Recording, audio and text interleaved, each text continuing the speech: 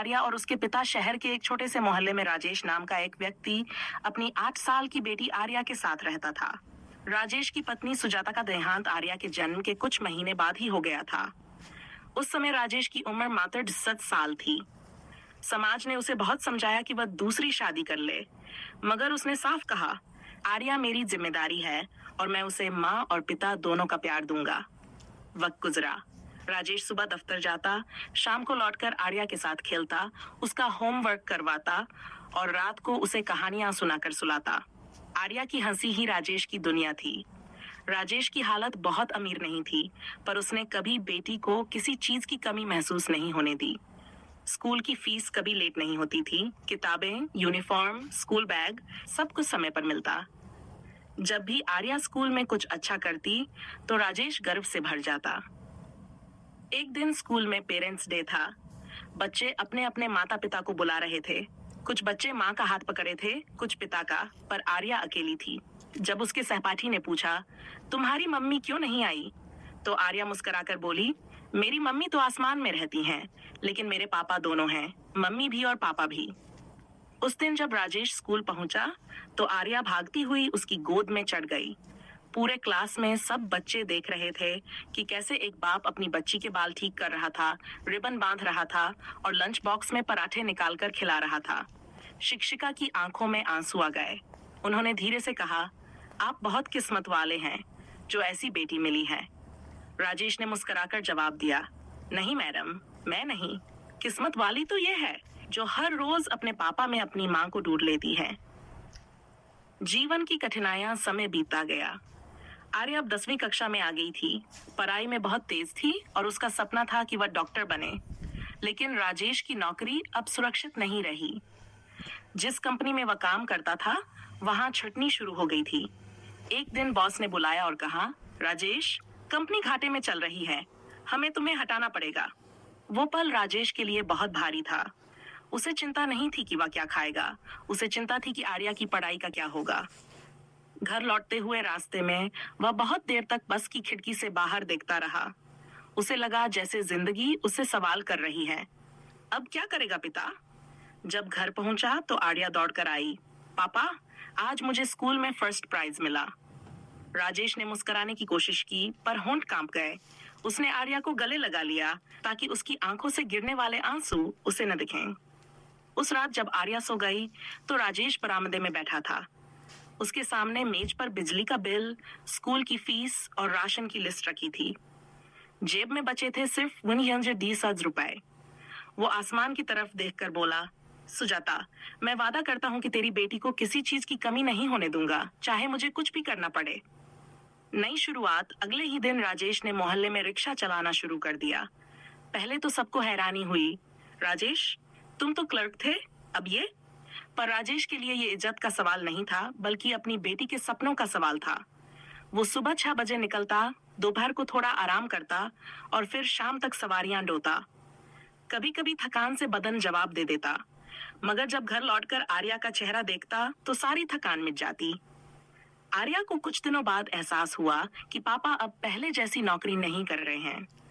उसने एक दिन धीरे से पूछा, पापा, आप रिक्शा क्यों चला रहे हो? राजेश ने मुस्कुराते हुए कहा, क्योंकि ये रिक्शा मुझे तेरे सपनों तक पहुंचा देगा बेटी।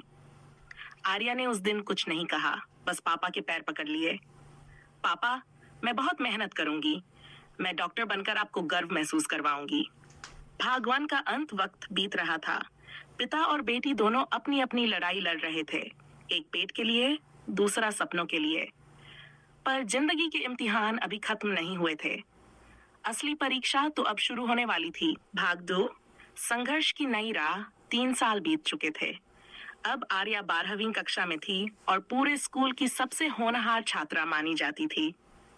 उसने अपने पिता से कहा था, पापा, मैं डॉक्टर बनूंगी ताकि जिन लोगों के पास इलाज के पैसे नहीं हैं, मैं उनकी मदद कर सकूं। राजेश हर सुबह रिक्शा लेकर निकलता और दोपहर को घर लौटकर आर्या के लिए खाना बनाता। उसकी कलाई पर अब पुरानी चोट के निशान थे। शरीर पहले से दुबला हो गया था, मगर आंखों में वही चमक थी, अपनी बेटी पर विश्वास की। एक दिन स्कूल में करियर काउंसलिंग प्रोग्राम था। शिक्षिका ने कहा, आर्या, तुम्हारे नंबर बहुत अच्छे हैं, तुम्हें मेडिकल कॉलेज में एडमिशन जरूर मिलेगा। आर्या बहुत खुश थी। उसने घर आकर पापा से कहा, पापा, मुझे डॉक्टर बनने का मौका मिल सकता है। बस 30,000 रुपए का फॉर्म और एडमिशन फीस चाहिए। राजेश कुछ पल चुप रहा।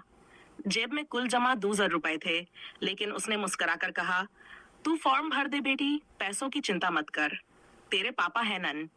रात को वह फिर बरामदे में बैठा और आसमान की ओर देखा। हे भगवान, मुझे बस इतना समय और दे दे कि मैं अपनी बेटी का सपना पूरा देख सकूं। पिता की बलिदान यात्रा अगले दिन राजेश और ज्यादा मेहनत करने लगा। अब वह रात में भी रिक्शा चलाने लगा। दिन में गर्मी, रात में ठंड, मगर उसकी मेहनत कभी कम नहीं हुई। कभी भी वह इतना थक जाता कि घर आते ही बरामदे में सो जाता। आर्या उसके पास जाकर कहती, पापा, इतना मत कीजिए, मैं पढ़ाई छोड़ दूंगी। राजेश तुरंत उठ बैठता, ऐसी बात कभी मत कहना आर्या, तू मेरी जिंदगी का मकसद है, मैं जीता ही इसलिए हूँ। धीरे धीरे राजेश की सेहत गिरने लगी। उसे खांसी होने लगी, फिर सांस फूलने लगा, लेकिन उसने डॉक्टर के पास जाना जरूरी नहीं समझा। कहता, जब बेटी डॉक्टर बनेगी तब इलाज करवाऊंगा। आर्या का सपना साकार होना समय आया जब मेडिकल कॉलेज के नतीजे निकले। आर्या को सरकारी मेडिकल कॉलेज में एडमिशन मिल गया था। उसके चेहरे पर खुशी थी, आंखों में आंसू। वह पापा के पास दौड़ी आई, पापा, मेरा सिलेक्शन हो गया, मैं डॉक्टर बनूंगी। राजेश ने उसे गले लगाया, मगर अंदर ही अंदर सोचने लगा, अब फीस कहाँ से आएगी। रात को उसने घर का पुराना अलमारी खोला। उसमें उसकी पत्नी की यादें थीं, पुरानी साड़ी, शादी की तस्वीरें और कुछ गहने। वो साड़ी के पल्लू में लिपटा सोने का छोटा हार निकाल लाया। सुबह जाकर उसने वो गहना सुनार को बेच दिया। उसे 30,000 रुपए मिले। उसने बिना कुछ बताए आर्या की फीस भर दी। जब आर्या को पता चला तो उसकी आंखें भर आईं। पापा, आपने मम्मी की निशानी बेच दी? राजेश ने मुस्कुराकर कहा, तेरी माँ खुश होगी कि उसका हार तेरे सपनों में बदल गया। अकेलापन और बीमारी कॉलेज शुरू हुआ। आर्या अब हॉस्टल में रहने लगी। हर रविवार वह पापा को फोन करती, पापा, आप दवा ले रहे हैं ना? राजेश कहता, हाँ बेटी, मैं बिल्कुल ठीक हूँ। लेकिन सच्चाई कुछ और थी। उसकी तबीयत अब बिगड़ने लगी थी। छाती में दर्द, खांसी में खून आने लगा, मगर उसने किसी को बताया नहीं। उसे डर था कि अगर आर्या को पता चला तो वो पढ़ाई छोड़कर लौट आएगी। हर महीने जब आर्या हॉस्टल से आती तो पापा पूरे मोहल्ले को मिठाई खिलाता। कहता, मेरी बेटी डॉक्टर बनने जा रही है। और जब वह लौट जाती तो अकेले बरामदे में बैठकर चुपचाप खांसता रहता। एक भावनात्मक मोड़। एक दिन पड़ोसी शर्मा जी ने देखा कि राजेश सड़क किनारे बेहोश पड़ा है। उसे तुरंत अस्पताल ले गए। डॉक्टर ने बताया, इन्हें फेफड़ों का कैंसर है और ये आखिरी स्टेज में है। शर्मा जी ने कहा, आपकी बेटी को बुला दूं?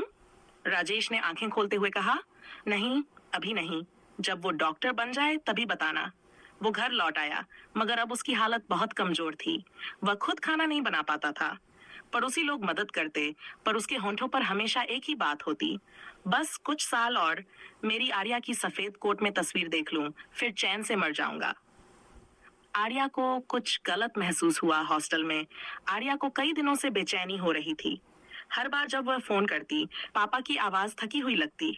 वो बोली, पापा, मैं अगले हफ्ते घर आ रही हूँ। राजेश ने जल्दी से कहा, नहीं बेटी, तेरे एग्जाम आने वाले हैं, पढ़ाई पर ध्यान दे। आर्या को समझ नहीं आया, पर उसने मन मार लिया।